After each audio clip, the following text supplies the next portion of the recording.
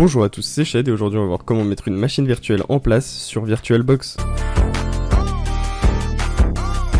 Là je vais pas vous apprendre à installer VirtualBox, il sera en description, vous avez juste à l'installer et après vous suivez ces étapes. Donc là j'ai déjà créé une machine virtuelle et là on va créer du coup une nouvelle machine virtuelle.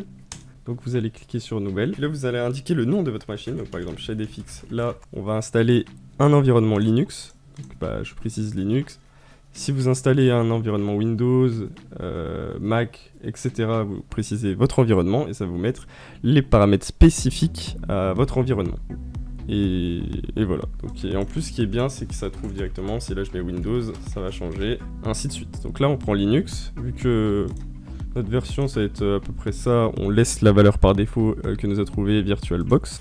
Là, très important, donc c'est la mémoire RAM virtuelle que va allouer notre machine virtuelle. Je vous déconseille d'aller mettre dans le rouge parce que sinon votre ordinateur va littéralement suer. Restez dans le vert, donc à peu près la moitié. Moi je vais prendre après près 8192, je sais pas combien vous avez de RAM vous. Là on va venir créer un disque dur virtuel.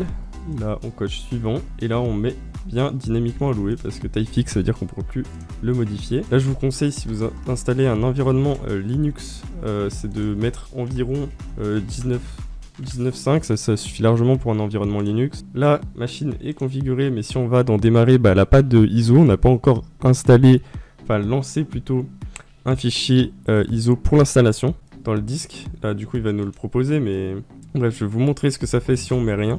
Hop, no bootable medium phone, donc ça veut dire que tant qu'il n'a pas d'ISO, il va pas pouvoir boot sur quelque chose. Donc pour remédier à ça, on va aller dans configuration, dans stockage.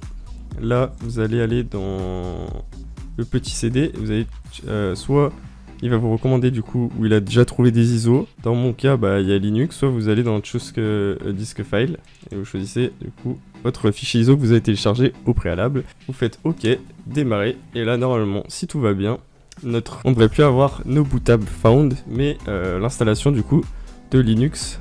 Mint, je sais plus c'est quelle version que j'ai pris, mais voilà, et là on n'a plus qu'à lancer l'installation. Hop, capturer. Bon bref, je vous passe l'installation parce que c'est pas très intéressant et voilà.